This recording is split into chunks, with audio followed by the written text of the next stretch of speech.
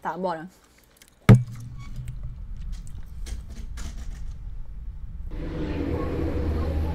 Boa tarde, pessoal. A paz do Senhor para todos aí do meu canal aí, pessoal. Esse é o dono do Como é psicologia. que tá Esse é o dono do psicologia criminal? a fera? Eu tava vendo uma reportagem aí, pessoal, de Santa Catarina. É um 17 anos, um moleque de tudo. Tem maldade, não tem nada, entendeu? Entra dentro de uma creche, uma escola, com duas armas brancas na mão, uma faca, um saco, tira a vida de duas professoras, 3 criancinhas. O que é isso aí, pessoal? Esse é Pedro Rodrigues Filho, melhor conhecido como Pedrinho Matador. Mano, não é o dono, esse aqui é o Pedrinho Matador. Mano, ô cara, vocês estão de sacanagem? Eu tava perguntando. Esse é o Pedrinho Matador.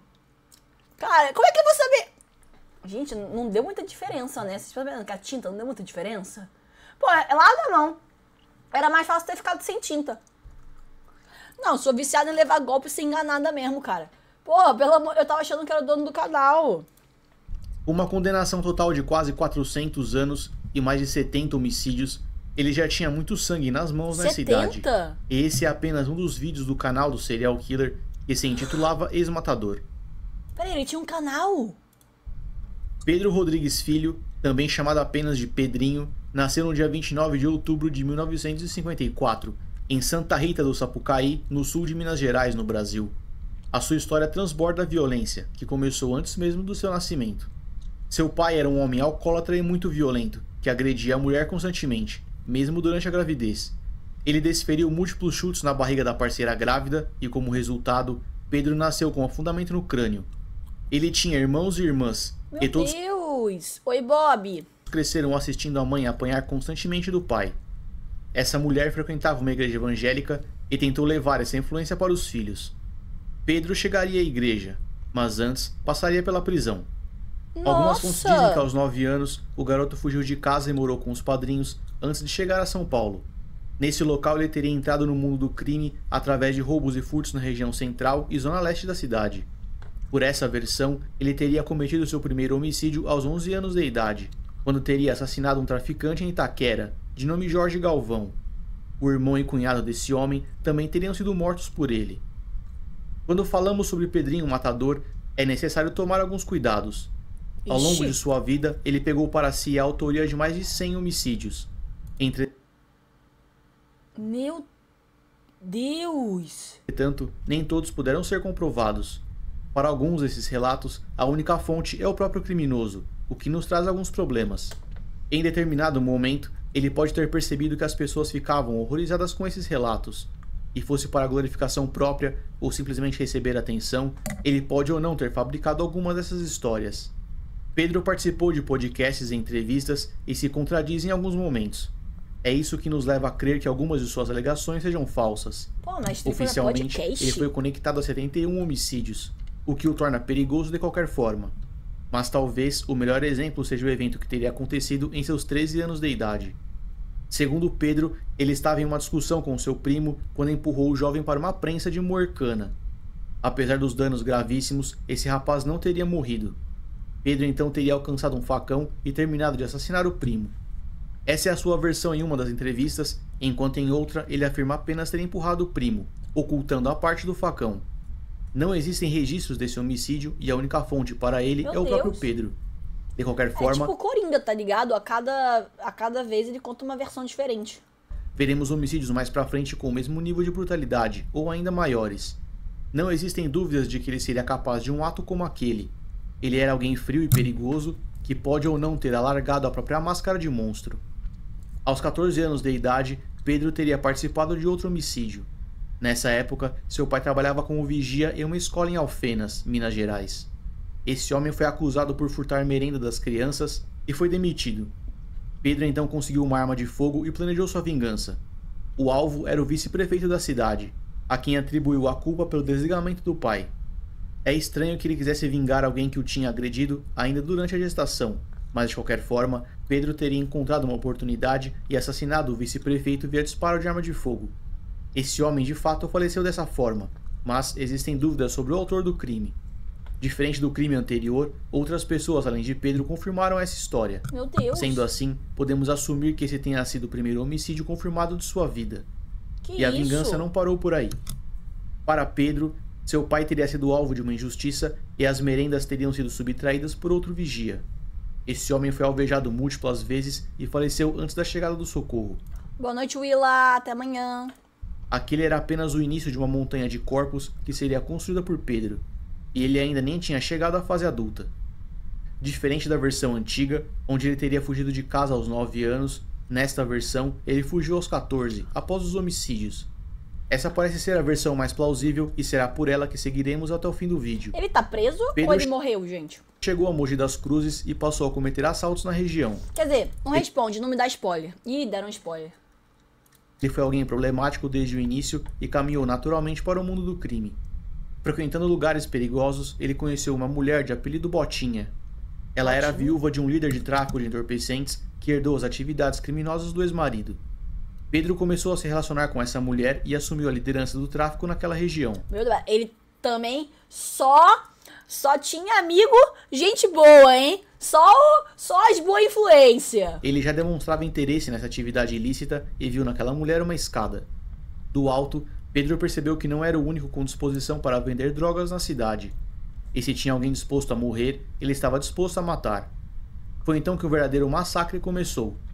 Com a ajuda de comparsas, Pedro assassinou uma série de traficantes da região que disputavam espaço com ele. Meu Deus. Foi então que ele recebeu o apelido pelo qual ficaria mais conhecido: Pedrinho Matador.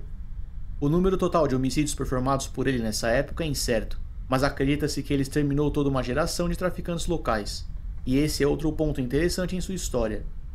Precisamos destacar que ele matou aquelas pessoas... Como é que ele conseguiu matar tanto traficante? Tipo assim, sem morrer também, tá ligado? Ô, louco. Não porque eram criminosos, mas porque eram seus concorrentes. O que traz uma perspectiva muito diferente para a sua história. Por diversas vezes, Pedrinho recebeu o título de justiceiro, inclusive por parte da mídia. Isso porque a escolha era sempre por criminosos. O problema de fazer justiça com as próprias mãos é que todo alcance que o Estado proporciona, referente à informação e investigação, não fica à disposição do sujeito. Da mesma forma, fica difícil minimizar o dano colateral.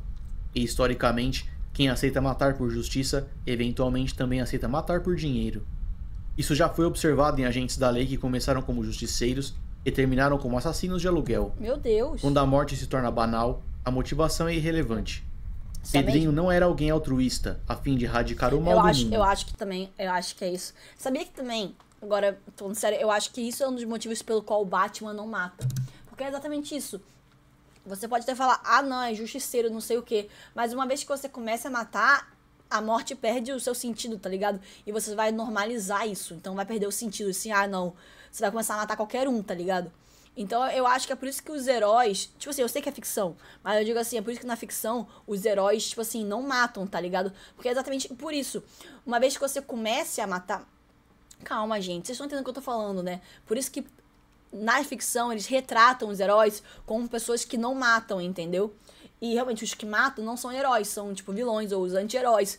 Porque realmente, uma vez que você comece a matar e normalize isso de matar, mesmo que seja, sei lá, justiceiro, você vai normalizar uma parada que não é normal, tá ligado? E aí você vai banalizar isso. Ele era um psicopata que sentia prazer em matar. Isso foi gravado em sua pele e mais tarde coberto pela tatuagem de escorpião. Ô, louco! A escolha pelo perfil de alvos parece tornar suas ações socialmente aceitáveis por parte da população, que enxerga os atos de Pedrinho como correções de um Estado incompetente. Para todos os casos, quem deve combater o crime são as autoridades. A polícia tem acesso à cela, mas não é ela quem vira a chave.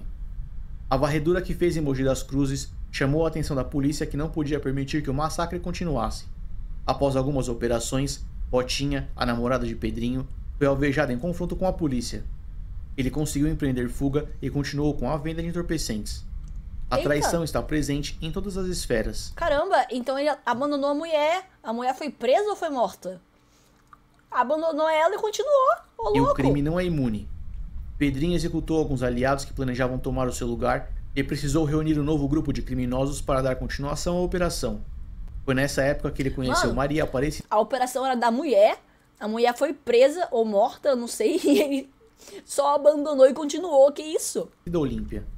Eles se apaixonaram e ela engravidou, mas perdeu o Outra bebê. apaixonou de novo. Que aí, mas esse cara também, ao mesmo tempo que ele tem muito ódio no coração, ele quer amar, né? Mano, pois é, eu também tô sentindo isso, Niklaus. Cara, não tá mudando nada no meu rosto. Não tá ficando mais branco, cara. Eu tô ficando assustada. E aí, Lucas? Pô, o cara ao mesmo tempo que era matador, era o último romântico também, mano. Extremos, pois é. Precisou reunir um novo grupo de criminosos para dar continuação à operação. Foi nessa época que ele conheceu Maria Aparecida Olímpia. Eles se apaixonaram e ela engravidou, mas perdeu o bebê. Pedrinho Nossa. chegou a tatuar o nome dessa mulher em seu corpo, próximo a outra mensagem que dizia: "Sou capaz de matar por amor", Meu Deus. matando pessoas como se fossem Ele tatuou uma vez, mato por prazer. Aí tampou. Aí agora, não satisfeito, ele tatuou de novo. Meu Deus. moscas. Era esperado Sou capaz. que Pedrinho tivesse Com colecionado inimigos, como de fato fez. Certo dia, ele chegou em casa para encontrar Maria já sem vida. Ela foi executada via múltiplos disparos de arma de fogo. A tatuagem "Sou capaz de matar por amor" ardeu em sua pele e Pedrinho ficou furioso. Ele começou a sequestrar e torturar diferentes Meu pessoas Deus. com o objetivo de descobrir o responsável. Meu Deus do céu. Ele não conseguiu e assassinou todos que ele julgava suspeito. Algum tempo depois, a ex-esposa de um Mano, mas vai falar aqui, na verdade, o cara foi tipo um John Wick. Sem meme. O John Wick mataram o cachorro dele e também está matando geral. Foi exatamente isso que aconteceu. O cara é o John Wick do Brasil. Porque o John Wick mataram o cachorro dele e também foi sair e matou geral. antigo rival entrou em contato com Pedrinho, alegando que seu ex-marido seria o responsável pela morte de Maria. Pedrinho reuniu mais 4 colegas para conseguir sua Esse aqui vingança. é o João Wilkerson. João Wilkerson da Silva. Eles invadiram uma festa de casamento e realizaram um massacre. Pedrinho abriu fogo contra o seu alvo e todos ao redor. 7 pessoas foram assassinadas e outras 16 ficaram feridas. Ele conseguiu empreender fuga, mas foi preso algum tempo depois. Mas, desculpa, mas tô achando muito esquisita essa história. Como é que o cara sozinho matava geral? Porra, o cara é o super-homem, o cara tem superpoder aqui. Que o cara sozinho matou todos os traficantes, matava geral, entrava no território dos outros, tá ligado? E ficava de boa, não morria, ninguém foi atrás dele. Gente, que isso? No caminho até a delegacia, ele dividiu a gaiola com outro sujeito detido por estupro. Pedrinho foi capaz de assassinar esse homem com as próprias mãos, Não. ainda dentro da viatura. Não é possível. Pois é, nubizinha. Mano, gente, sem meme, não mudou nada. Eu tô passando tinta branca. Mudou alguma coisa no meu rosto? Eu tô ficando assustada. Olha isso aqui. Parece que eu vou sair uma base. Não, gente, esse cara aqui tinha... Olha isso aí. Pedrinho foi capaz de assassinar esse homem com as próprias mãos, ainda dentro da viatura. O cara tava na viatura da polícia e matou o cara. Com as mãos. Não é possível, esse cara tinha algum tipo de poder. Não é possível um negócio desse. Nessa ocasião, ele disse que os estupradores não mereciam viver. A polícia nunca foi capaz de explicar como esse homicídio aconteceu. Ele foi preso pela primeira vez em 24 de maio de 1973, aos 18 anos de idade. Ele foi recolhido para a penitenciária de Araraquara, onde permaneceria por um longo tempo. Foi talvez nesse momento que a sua vida como serial killer começou. Seus alvos eram principalmente Não tinha começado ainda? O cara matou 100 pessoas, não tinha começado? e traidores, mas na verdade, Pedrinho assassinava qualquer um que cruzasse seu caminho. Em 1975, seu pai chegou ao sistema após assassinar a mãe de Pedrinho com 21 golpes de facão. E para o evento seguinte, a única fonte é o próprio Pedrinho. Em uma de suas entrevistas, ele alegou ter encontrado o pai na prisão. Após descobrir o que tinha feito, ele teria assassinado esse homem com 22 golpes de faca. O número foi escolhido propositalmente, pois sua mãe tinha falecido com 21. Em seguida, ele teria arrancado o coração do próprio pai, cortado um pedaço, mastigado e cuspido fora. Isso teria acontecido durante uma rebelião enquanto estava na posse de um revólver, que teria roubado de um agente penitenciário. Shhh.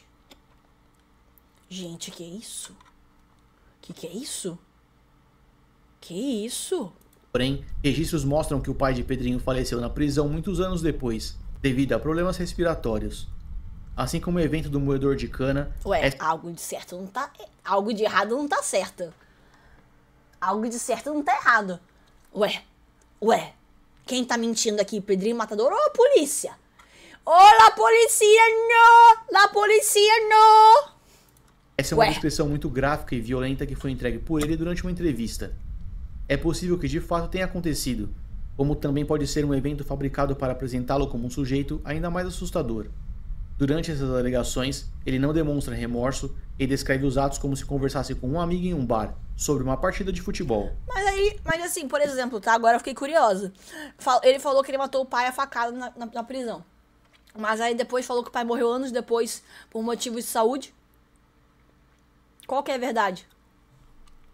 Um evento parecido foi descrito por ele, quando alegou ter tirado a vida de um amigo que teria assassinado sua irmã. Na ocasião, ele teria degolado esse interno com uma lâmina sem fio. Pedrinho foi analisado por uma equipe de psiquiatras em 1982, quando foi diagnosticado com transtorno de personalidade antissocial. Para esses profissionais, Pedrinho não via a si mesmo como justiceiro, mas como vingador. Ele dizia que apenas tirava a vida daqueles que considerava ser a escória da sociedade, e reclamou sobre apenas 10% dos homicídios serem resolvidos no Brasil. E talvez esse seja o ponto responsável por trazê-lo para mais perto da... O cara se achava o prota, mano. Você é louco. Imagem de anti-herói, enquanto o afasta da imagem de vilão, ao menos para a parte da população. Mano, eu tô passando tinta branca. Olha a cor dessa tinta, cara. Olha a cor dessa tinta, mano. Ô, galerinha, é sério agora.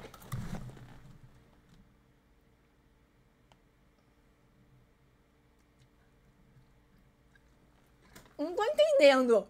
Eu não tô entendendo, guys. Entretanto, Pedrinho chegou a tirar a vida de um colega de cela porque, segundo ele, esse homem roncava alto demais. Para. E matou o outro interno sem provocação ou motivo aparente, tá. Que não se encaixava no perfil de vítima. Talvez, com o objetivo de receber alguma empatia, Pedrinho tenha assumido essa máscara de justiceiro quando notou que ele traria alguma vantagem. Pedrinho Matador tá doido, guys. Mas a verdade era que ele matava por prazer, como escreveu no próprio braço. Em 1998, o Brasil conheceu um dos piores criminosos da sua história.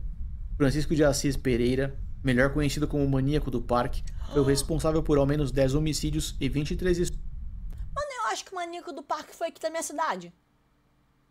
É sério, eu acho que foi Chique Niterói. Tinha um Maníaco do Parque aqui.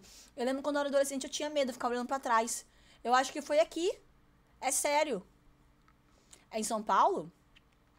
Mas tinha um Maníaco do Parque aqui em Niterói. Eu lembro que quando eu era adolescente, ficavam falando, tinha um Maníaco do Parque. Aí eu andava na rua assim, olhando pra trás, com medo dele me dar uma facada. É sério. Ele atraía mulheres até o Parque do Estado, localizado na zona sudeste de São Paulo. Nesse local, elas eram violentadas e assassinadas. Nossa. Francisco retornava ao local, se forçava novamente nos corpos já sem vida e chegou a ingerir parte deles. Nossa. Ele foi preso senhora. E condenado a 268 anos de regime. Credo, eu não sabia, não, desse maníaco. Eu sabia do Maníaco do Parque, só que eu não sabia que era isso, não. Na minha cabeça, o Maníaco do Parque era um cara que ficava no parque dando facada nas pessoas. Então eu confundi. Então era aqui na minha cidade que teve esse cara. Esse Maníaco do Parque eu não conhecia. Credo, gente. Regime fechado. E em certo momento, ele cruzou com o Pedrinho no sistema. Pedrinho estava sendo transferido e guiado ficou por baixo, é que tava... Oh, desculpa. Deu pra ouvir o que eu falei? Deu pra ouvir o que eu falei? É que eu tinha rodado aqui sem querer. Então, tinha um cara da minha cidade que ficava no parque dando facada. Ele andava na rua e dava facada. Eu, inclusive, acho que tá no hospício aqui. Lembra que eu contei pra vocês que tem um hospício aqui perto da minha casa? Inclusive, acho que ele foi internado nesse hospício, que tem muitos anos. Na época ainda internavam. Hoje em dia não pode mais, né? Ele ficou, porque ele foi dado como doido. Ele ficava, tipo, dando facada nas pessoas. É sério. Mas eu não conhecia esse Maníaco do Parque, não. Achei que fosse esse. Um agente quando passou à frente da cela de Francisco. Ele cuspiu para dentro na direção do serial killer e pediu para que fossem colocados juntos na área comum. Isso não aconteceu e eventualmente o Estado os alocou em presídios diferentes. O Maníaco do Parque deve conquistar a liberdade em algum momento de 2028. Mano, isso aqui é doideira. Mas aí tá, eu me pergunto.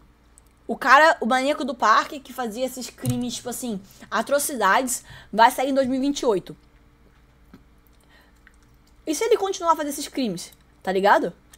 Tipo assim, eu acho que quando é esses crimes muito bizarros, tem que ter um monitoramento. Tipo assim, tá, a pessoa é solta, tá ligado? Mas tem que ter um monitoramento constante pra ver se a pessoa, pelo menos nos primeiros meses, não vai voltar a fazer esses crimes, né? Porque, cara, imagina, ele volta a fazer isso, sabe? Tipo assim, tudo bem, a gente sabe que aqui no Brasil a pena máxima se eu não me engano, é 30 e poucos anos, né? Isso tá na Constituição. Não existe pena maior que isso. É 30 e poucos anos.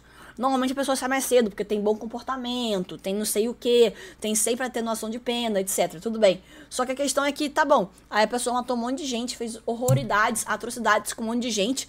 Aí vai que ela sai e ela, tipo assim, volta a fazer isso, sabe? Tipo assim, eu imagino que deva pelo menos ter um monitoramento dessas pessoas nos primeiros, tipo, meses, tá ligado? Constante. Opa, Rafaela, muito obrigada pelo sub.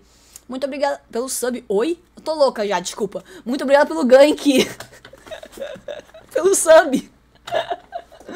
Obrigado, Rafa, pelo gank. Tamo junto, viu? Muito obrigada. Uma boa noite. Um bom descanso pra você, viu? Brigadão, cara. Pelo apoio, pelo gank, cara. Obrigado. Pessoal da Rafa, sejam bem-vindos. Tudo bem com vocês? Tudo bem, gente? Bom dia. Meu nome é Carol. Eu faço live directs. Tô vendo um videozinho aqui. A partir de hoje até o dia 31 vai ser live temática Halloween. Então, tô fazendo uma maquiagem aqui. Eu tô passando tinta branca, mas não tá dando muita diferença. Mas eu quero fazer a maquiagem do Pânico, porque hoje a gente vai assistir Pânico 5, tá? Mas eu tô tentando, mas não tá dando muita diferença. Mas eu tô tentando, viu? E, gente, sejam bem-vindos. A gente tá vendo um vídeo aqui de Serial Killer. E depois a gente vai ver Pânico 5, viu? Sejam bem-vindos. E, Rafa, obrigado novamente, viu? Mano, por conta de seus alvos serem criminosos, e em sua maior parte já dentro do sistema, há quem compare Pedrinho a Robert Muzzley, também conhecido como Lobo de Wakefield. Usado como inspiração para... Eles recebem essa pena de 200 anos, por exemplo, porque é tipo a soma, né, de cada crime. Por exemplo, é a soma de cada crime, porque assim, o cara cometeu vários crimes. Assassinato, roubo, furto, ameaça, lesão corporal, aí vai somando. Só que, tipo assim, nos Estados Unidos, dependendo do estado, porque cada estado tem a sua lei nos Estados Unidos, né? Não é que nem aqui no Brasil, que é o Brasil inteiro a mesma lei, o mesmo Código Penal. Não. Nos Estados Unidos, cada estado tem a sua lei. Aí, sim, aí tem estados dos Estados Unidos que prisão perpétua, pena de morte, um limite, tá? 40 anos, 50 anos, aí depende. Aqui no Brasil, em nível nacional, né? Então é tipo... acho que é 33 anos. Eu não lembro agora, tá? De certeza. Só que, tipo assim, 33 anos, eu não lembro se é 33, algo assim. Tipo assim, é o limite que a pessoa pode ficar. 30 anos. É o limite que a pessoa pode ficar. Mas sempre sai antes. Então, porque tem bom comportamento, tem exclusão de sei lá o quê. A quantidade de exclusão de pena que tem, de bom comportamento é muito. Então a pessoa sai com 10, 15. Então, às vezes, a pessoa comete 20 assassinatos, 20 crimes horrorosos e sai com 10, 15 anos. Entendeu? A criação da cela de Hannibal Lecter em O Silêncio dos Inocentes, ele encontra-se isolado em um compartimento especial no subterrâneo em uma prisão de Liverpool, na Inglaterra, pois é considerado uma ameaça aos outros internos. Pedrinho nunca recebeu uma cela especial. Então, tem muita atenuação de pena, muita. Até mesmo no próprio julgamento. É muito difícil a pessoa receber a pena máxima. No próprio julgamento, na sentença do juiz, já tem atenuação de pena. Só que aí, chega lá na hora, o cara tem bom comportamento, corta 1/3, mano. Tá ligado? É doideira.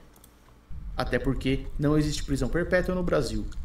Sempre carregando armas improvisadas, Pedrinho tirou a vida de diversos detentos das formas mais brutais e violentas que se possa imaginar. Tanto via lâminas, como quebrando o pescoço da pessoa com as próprias mãos. Ô, louco. Seu nome ganhou visibilidade no sistema. Mano, ele matava o pessoal na prisão. A pena máxima de cumprimento em presídios no Brasil é 40 anos. Mano, quando eu estudei, era 30. Eu lembro que era 30 e pouco, na verdade. Não sei como tá agora. Tipo assim, que eu falei, né? Eu me formei em 2019. Em Direito, né? Na faculdade de Direito eu me formei em 2019. E mudou muito, deve ter mudado umas coisas, com certeza. Mas na minha época era 30 e pouco. Enquanto ele acumulava corpos e anos de prisão.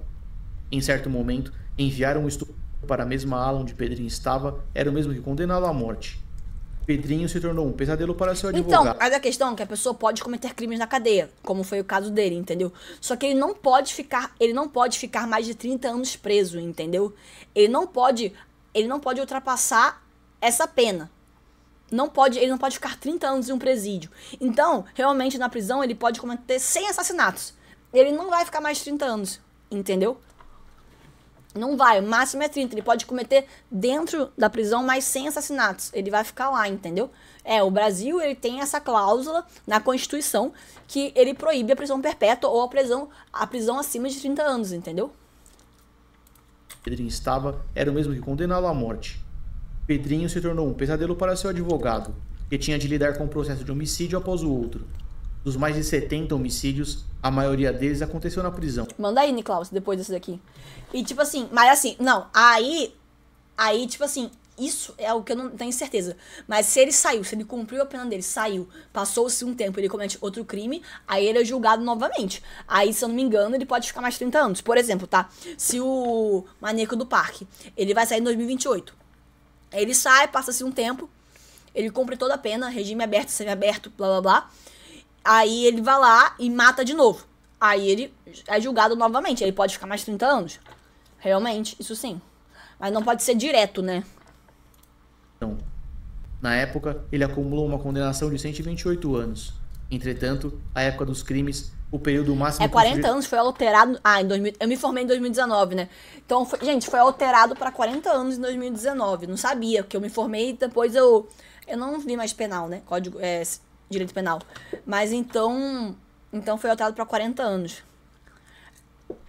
Mas assim, tem a questão também que, até onde eu sei, não pode retroagir, né? Então, tipo assim, as penas não podem retroagir. Então, por exemplo, acho que são poucas leis que são retroativas. Mas, por exemplo, se o cara tá preso, tá? É isso mesmo, lembrei.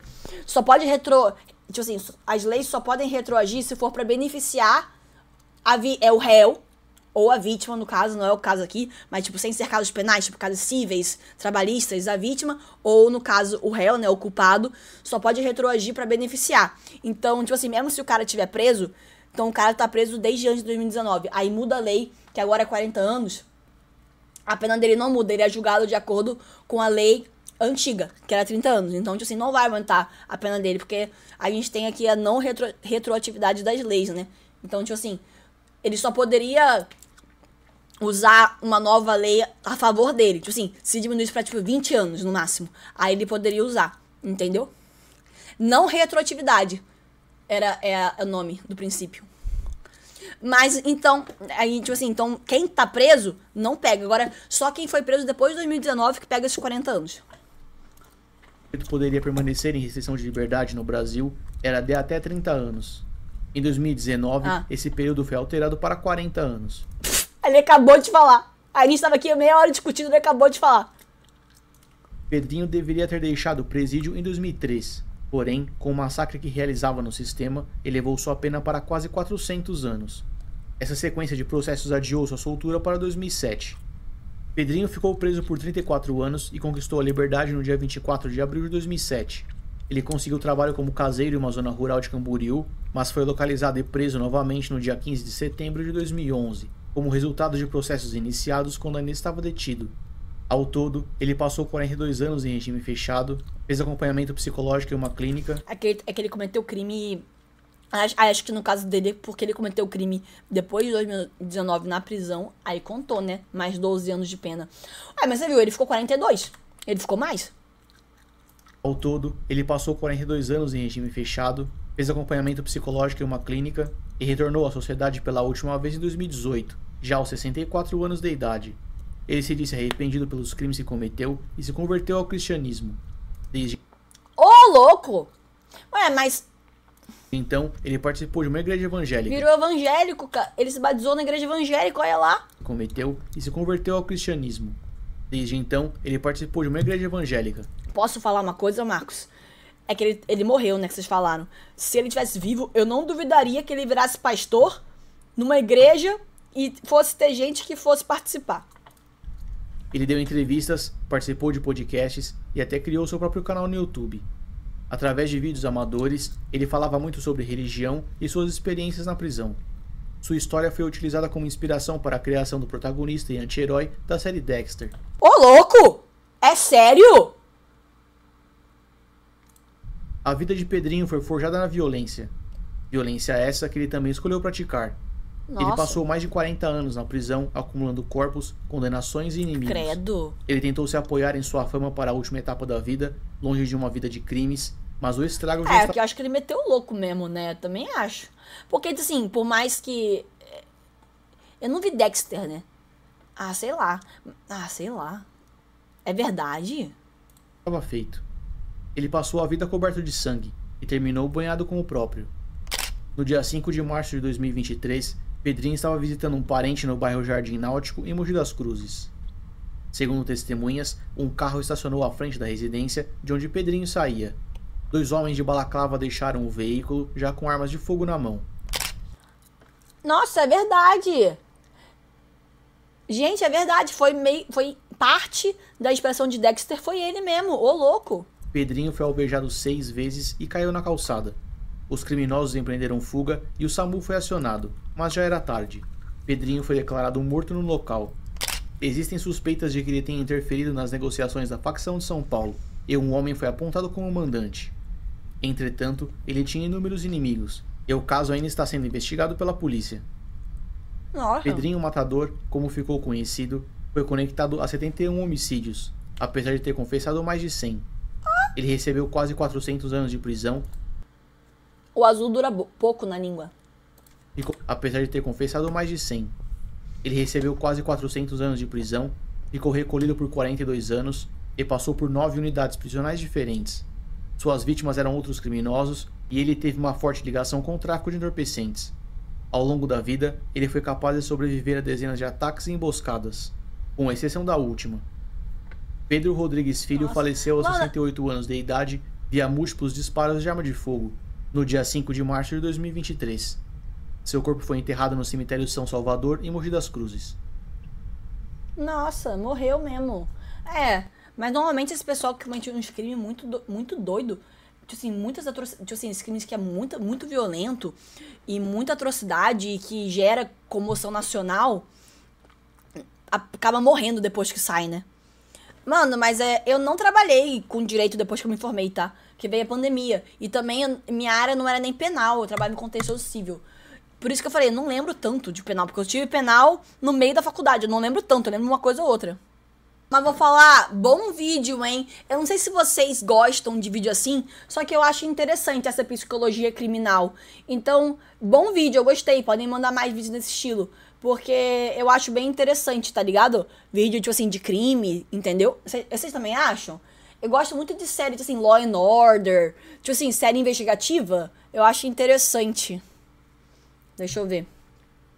Então, eu achei bem legal, sim, o vídeo. Bom vídeo. Ainda mais pra temática que a gente tá, que é de Halloween, né? Mano, gente, eu não... Deixa eu ver esse daqui.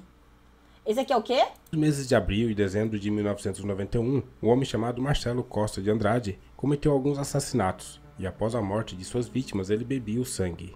Ele foi responsável pelo assassinato de 14 meninos com idade entre 5 e 13 anos. Com sua mente totalmente perturbada, após o assassinato, ele mantinha relações com os corpos. Marcelo Costa ficou conhecido por conta de sua brutalidade e sadismo. A maneira com que ele lidava com suas vítimas acabou ganhando o apelido de Vampiro de Niterói. Niterói, aqui? Ô, louco! Mano, você vê como tem gente maluca, né, mano? Isso aí, mano, que isso? Como é que pode ter gente assim no mundo, né, cara? E o motivo do apelido se deu ao fato de que em uma entrevista dada à Folha de São Paulo, ele afirmou para o repórter Sérgio Torres que ele lambeu o sangue que escorria da cabeça de uma de suas vítimas. Apesar de ter confessado os crimes, o Vampiro de Niterói não foi julgado por nenhum deles, pois ficou comprovado que o mesmo sofre de problemas neurológicos e, por conta disso, era irresponsável pelos seus atos. No ano de 1992, aos 25 anos de idade, ele foi encaminhado para um hospital psiquiátrico onde está até hoje aos 54 anos de idade. Ai, gente, será que é o perto daqui de casa?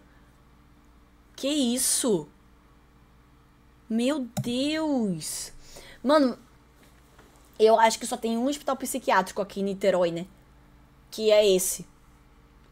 Que aqui é 5 minutos da minha casa. Oi, o que posso fazer por você?